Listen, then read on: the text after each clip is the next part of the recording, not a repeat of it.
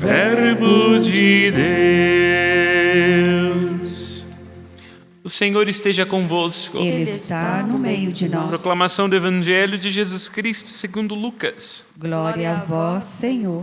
Naquele tempo disse Jesus aos fariseus: havia um homem rico que se vestia com roupas finas e elegantes e fazia festas esplêndidas todos os dias. Um pobre chamado Lázaro, cheio de feridas, estava no chão à porta do rico e queria matar a fome com as sobras que caíam da mesa do rico. E além disso, vinham os cachorros lamber suas feridas. Quando o pobre morreu, os anjos levaram-no para junto de Abraão. Morreu também o rico e foi enterrado na região dos mortos, no meio dos tormentos. O rico levantou os olhos e viu de longe a Abraão, com Lázaro ao seu lado. Então gritou: Pai Abraão, tem piedade de mim. Manda Lázaro molhar a ponta do dedo para me refrescar a língua, porque sofro muito nestas chamas. Mas Abraão respondeu: Filho, lembra-te que tu recebeste teus bens durante a vida, e Lázaro, por suas vez, os males. Agora, porém, ele encontra aqui consolo e tu és atormentado. E além disso, há um grande abismo entre nós. Por mais que alguém desejasse, não poderia passar daqui para junto de vós, e nem os daí poderiam atravessar até nós. O rico insistiu: Pai, eu te suplico, manda Lázaro à casa de meu pai, porque eu tenho 5 irmãos. Manda preveni-los, para que não venham também eles para este lugar de tormento. Mas Abraão respondeu: Eles têm Moisés e os profetas, que os escutem. O rico insistiu: Não, pai Abraão, mas se um dos mortos for até eles, certamente vão se converter. Mas Abraão lhe disse: Se não escutam a Moisés nem aos profetas, eles não acreditarão mesmo que alguém ressuscite dos mortos. Palavra da salvação. Glória a vós, Senhor. Que pelas palavras do Santo Evangelho sejam perdoados os nossos pecados. Amém. Podemos nos sentar.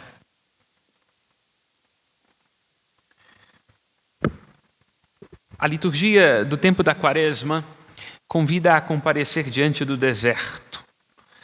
O deserto é o lugar da solidão transformadora. O deserto significa essa instância dentro de nós que deve ser sempre visitada para que nós não nos percamos daquilo que mais importa. O deserto do povo de Israel, o deserto de Cristo, o deserto da existência de cada um de nós. Lugar da transformação interior, onde as respostas prontas não são suficientes para dar conta daquilo que somos. Sim, o deserto é um lugar profundo da solidão. Solidão do povo, da nossa solidão. Uma solidão que deve ser preenchida pela palavra, que em colocando no lugar do silêncio os dizeres falsos que nós dizemos sobre cada um de nós, é uma palavra viva e permanente. E por que é que nós temos que comparecer diante do deserto? Por que a vida de cada um de nós é um vale contínuo de lágrimas, onde se amontoam as angústias? Porque em Adão e em Eva todos nós pecamos. Colocamos de lado o jardim das delícias de Deus, suas promessas, o seu desígnio, o seu amor, desconfiamos de sua bondade, duvidamos de sua palavra, e assim cada um de nós torna-se aquilo que repetimos em toda a Salve Rainha: filhos exilados, e atravessamos desertos terríveis durante toda a nossa vida. Percebam, ao não ter consciência de que é de Deus e de sua palavra que nós recebemos um jardim, nós acabamos atraindo para nós o deserto da angústia, da solidão, consequências do pecado. Isto aconteceu, em primeiro lugar, a Adão e Eva, e vai se atualizando na vida de cada um de nós, porque nós cavamos covas, abismos profundos, e padecemos das fomes que criamos em nós, não é? Em nome de desejos sem sentidos, diante do qual nós somos devorados por nós mesmos e por nossas expectativas, e assim terminamos em frustrações. Guardemos toda a liturgia da Quaresma, a liturgia que hoje nós acabamos de escutar, vai orbitando entre a secura a aridez do pecado, aquilo que é próprio da nossa condição humana. Cada um, se é sincero consigo mesmo, poderia descrever inúmeros momentos em que se sente seco, perdido de si, vazio, frustrado e desmotivado. E a fonte, onde é que nós podemos encontrar o alívio para o nosso cansaço, a saciedade para as nossas securas e a vida para a nossa morte? Quero insistir neste ponto. Fomos criados no jardim, lugar das delícias de Deus, sendo alcançados pelo seu amor. É isto que fala o livro do Gênesis. O livro do Gênesis está cheio de fontes, dos rios de onde decorre a vida, de onde retiram a vitalidade as plantas, os animais e o homem, que não é nada mais do que um pouco de pó da terra misturado com esta água, feito barro e tendo recebido em si o sopro de Deus. Mas por conta do pecado, nós vamos tendo que, ao longo de toda a vida, atravessar um deserto. E é a respeito disso que fala Jeremias, naquilo que nós acabamos de escutar. E qual é o deserto? Preciso e específico, apresentado pela primeira leitura que nós acabamos de ouvir da profecia de Jeremias. O deserto que vem do fato de que nós não desconfiamos de nós. Olha só que coisa interessante, não? O que é a vaidade? Se não imaginar que nós vamos encontrar saciedade para a nossa vida em nome dos nossos bens e das nossas roupas e das nossas ilusões. O que é a vaidade se não tentar disfarçar as marcas que o tempo vai deixando no nosso rosto, com cirurgias que vão deixando todo mundo com cara de japonês? O que é a soberba se não o fato de que a gente está o tempo todo procurando ocultar aquele lugar tão humano que é o lugar da fraqueza, do não saber e do limite? Procuramos ocultar este lugar através de nossas ilusões e de nossas exibições e de nossa soberba. O que é? O que é o orgulho se não isso? E tudo isso, ao invés de nos preencher, vai nos esvaziando. É por isso que Jeremias começa dizendo: maldito o homem que confia no homem. Esta é uma frase boa e doce nos lábios para a gente repetir quando acabou de ser chifrado, né? Não devia ter confiado. Não. É uma frase para a gente olhar para a gente mesmo e perceber em que medida nós, em nome da vaidade e da soberba, não nos tornamos vítimas de nós mesmos. O homem que acabamos de escutar no Evangelho foi alguém que se tornou vítima de si mesmo. Ao renunciar o lugar do humano, da fraqueza, não foi capaz de perceber o outro que lhe pedia de comer na porta de sua casa como uma outra versão de si. É assim, não é? Quando nós estamos atravessando o deserto desta vida, nós temos que tomar consciência de que junto conosco há outros também suportando o peso da travessia. Portanto, a assunção, olha que palavra bela, não é? Nós dizemos a assunção de Nossa Senhora, assunção, o verbo assumir. Assumir a nossa fraqueza, assumir a nossa limitação, assumir que não temos que dar conta de tudo, assumir que não temos que ser resposta para tudo na vida da nossa família. Tem gente que quer dar resposta o tempo todo e acaba sendo sal para todo prato. Você já conheceu uma sogra, um pai de família, um padre que é sal para todo prato?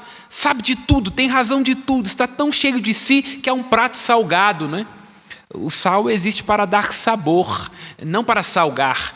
Na medida em que nós imaginamos que somos a resposta, que somos a fonte, nós terminamos salgando demais e secamos. E aí há o grande risco de que nós deixemos que a ilusão das riquezas deste mundo nos faça nos perder de nós, envenene as nossas relações e nos impeça de perceber o outro. O outro como uma outra versão da nossa fraqueza, é isso, né? Quando alguém nos pede de comer, quando alguém se apresenta diante de nós com a sua indigência, seja ela a indigência dos bens ou a indigência da alma, o grande desafio é dar um passo em direção a este outro, porque este outro ecoa a minha própria fraqueza. E a caridade verdadeira é perceber que quando nós partilhamos aquilo que é nosso, nós não estamos dando alguma coisa para o outro, mas estamos dando algo antes de tudo a nós mesmos, não é? Porque fazer o bem faz bem a nós. E que na medida em que nós dividimos aquilo que está na nossa carteira e na nossa conta bancária, se multiplicam as graças em nossa vida. E sobretudo, à luz do evangelho que nós acabamos de escutar, aquele que se compadece do pobre tem Deus como seu credor. Aquele que se compadece do pobre tem Deus como seu credor. Cada vez que nós damos de comer a quem tem fome, cada vez que nós nos preocupamos em defender a justiça de salários, cada vez que nós nos insurgimos contra uma injustiça neste mundo, nós estamos, na verdade, emprestando a Deus, porque Ele é Pai dos órfãos e das viúvas protetor. Aquilo que o órfão, que a viúva, que o pobre não puder nos pagar nesta vida, nós certamente iremos receber na outra. Não é isso que Jesus nos ajuda a entender no Evangelho de Mateus? Senhor, quando foi que te vimos com fome e te demos de comer? Quando foi que te vimos com sede e te demos de beber? Quando foi que te vimos nu e te vestimos? Quando foi que te vimos preso e te fomos visitar? Em verdade vos digo, dirá o justo juiz, cada vez que fizeste isto, a um destes pequeninos, foi a mim que fizeste. É esta consciência que o rico, perdido de si mesmo, não é capaz de ter, de que os bens deste mundo não são capazes de nos assegurar a vida eterna. Maldito o homem que confia no homem. Malditos, infelizes, secos seremos nós se confiarmos em nossa mente, em nosso cargo, em nossa inteligência. Tudo isso, cedo ou tarde, nos irá ser tirado e voltaremos para o pó de onde viemos. Malditos seremos nós se confiarmos uns nos outros, imaginando que ter amizade com este ou aquele político, com este ou com aquele padre, com esta ou com aquela pessoa, nos garantirá a vida eterna. Tudo isso passa, não é? Na verdade, quem busca se relacionar com uma outra pessoa apenas em função daquilo que a pessoa vai oferecer para alimentar o seu narciso, não tem amigo, mas cúmplice. É assim, não é?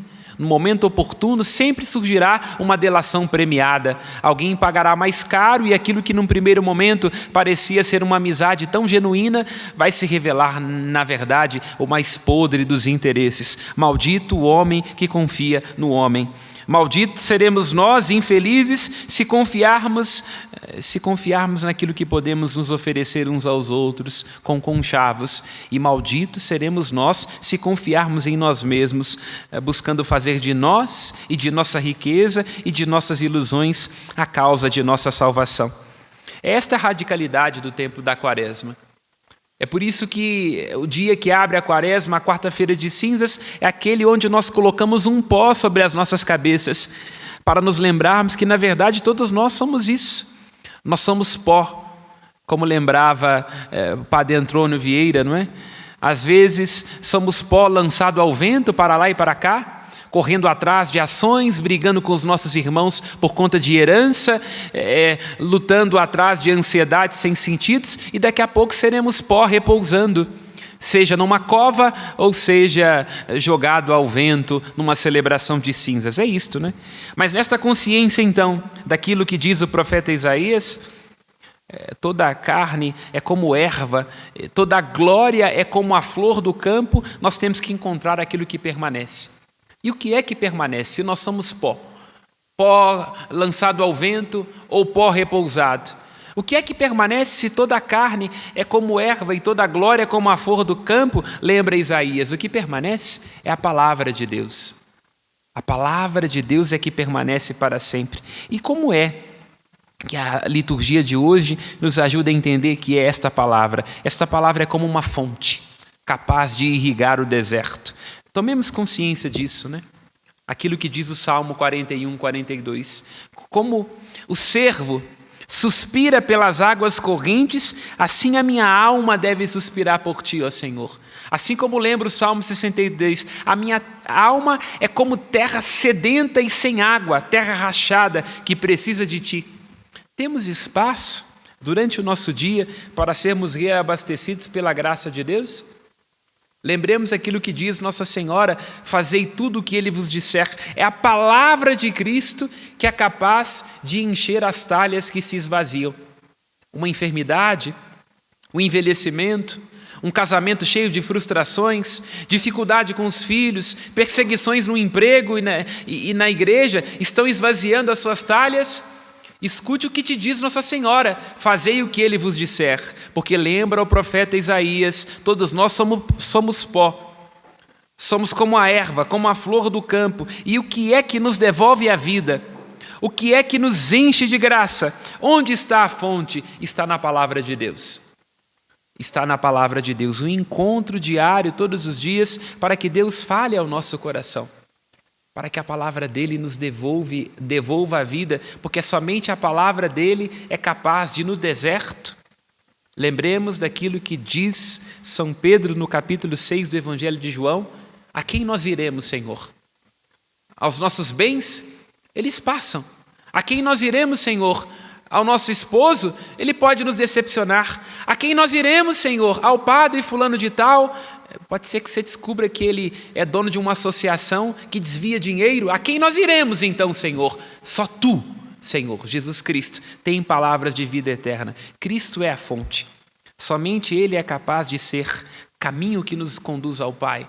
Somente Ele é capaz de ser a verdade que nos liberta. Somente Ele é capaz de ser a vida que permanece para sempre. Porque tudo cedo ou tarde irá passar. Tomemos consciência disto. O convite do tempo da Quaresma é de nós não fugirmos deste lugar da solidão, porque ele é nosso.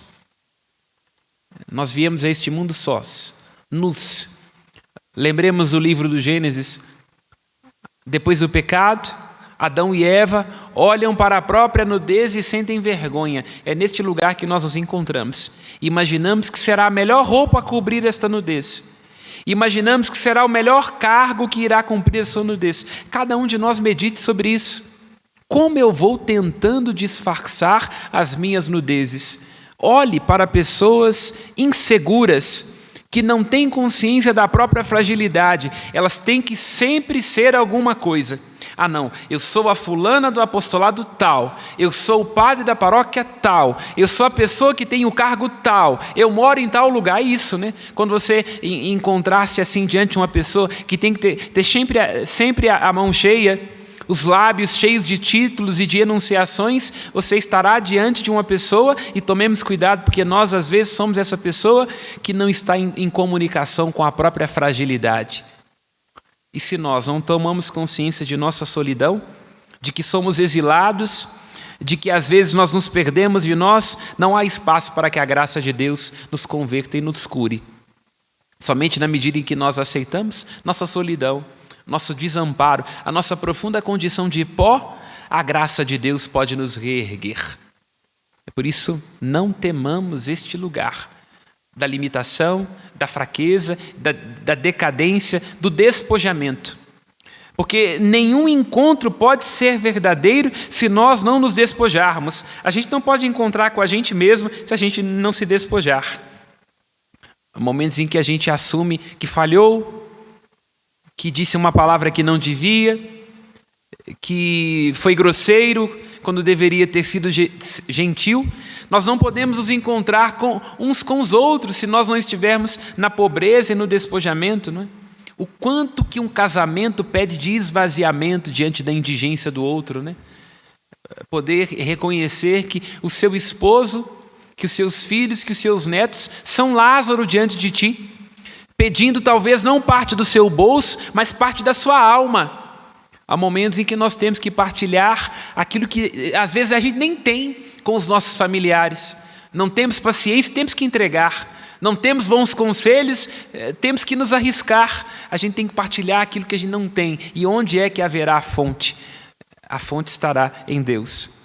E também nos arrisquemos a vivermos diante de Deus um grande empobrecimento, para que Ele, sendo o auxílio de nossa fraqueza, Ele que é Pai dos pobres, Ele que é consolo, que acalma, o Espírito que é hóspede da alma, possa transbordar com sua graça aquilo que falta a cada um de nós. Porque senão, sem Deus, sem sua palavra, sem sua graça, nós seremos como terra sedenta e sem água.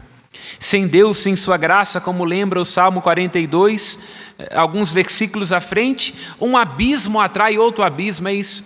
A gente imagina que vai ser saciado comprando, fazendo, se iludindo, mas isso vai criando fomes terríveis dentro de nós e nós vamos sendo devorados por nós mesmos. A gente nunca se sacia e nunca tem freio, e quando se assusta, se perdeu de si completamente, como este rico da parábola se perdeu de si e não pôde se encontrar no seio de Abraão. É preciso então lembrar daquilo que Pedro diz lá na sua carta. 1 Pedro, capítulo 1, versículo 22, retomando o que acabei de citar no profeta Isaías. Toda a carne é como erva e toda a glória é como a flor do campo, somente vossa palavra permanece para sempre. E aí Pedro diz assim: fostes purificados pela obediência à verdade, para serem capazes de um amor sincero e sem fingimento. Portanto, cada um deve amar com ardor e de coração.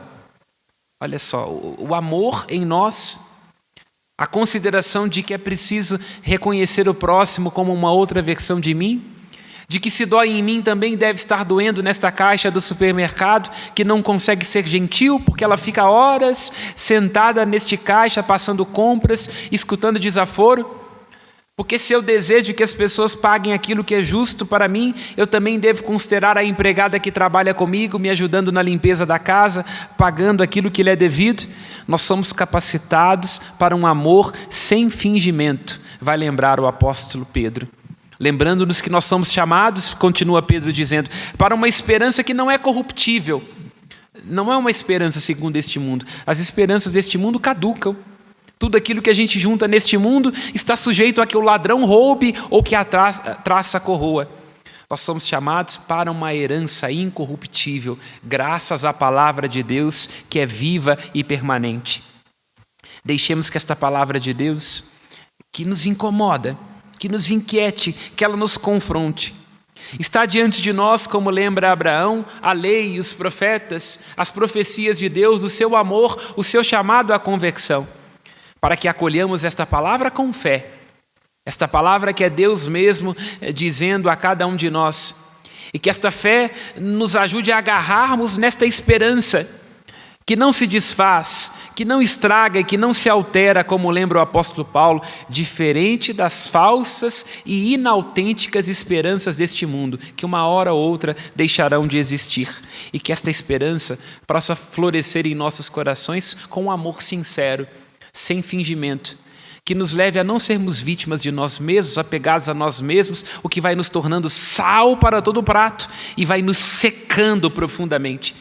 Mas um amor que, em obediência à palavra, que produz fé, que anima e incute esperança, nos leve a encher as talhas dos nossos corações e assim nós sejamos sempre, em nossa vida e em nosso casamento, como árvores frondosas que à beira da torrente estão plantadas. Este amor, quero insistir, não partirá de nós, porque nós somos esposa, esposo, padre, agente de pastoral profundamente egoísta. E malditos seremos nós se não tomarmos consciência de si. Se você ainda não se convenceu de que dentro de você existe um homem e uma mulher velho, autocentrado, carente, mal resolvido e pirracento, maldito o homem que confia no homem. Mas tomando esta consciência de si, de nossa fraqueza, de nossa secura, de nosso egoísmo e de nossa limitação, nos aproximemos de Nossa Senhora. Ela dirá de novo: fazei o que Cristo disser. Deixa que a palavra dele germine no seu coração e nós encontraremos a talha cheia de novo. E nós seremos como uma árvore que à beira da torrente está plantada e sempre, sempre, sempre dá seus frutos.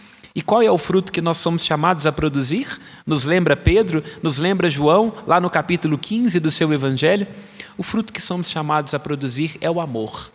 Amor ao próximo como a nós mesmos e a Deus sobre todas as coisas. Nisso consiste a lei e os profetas. Isto é capaz de encher as nossas talhas.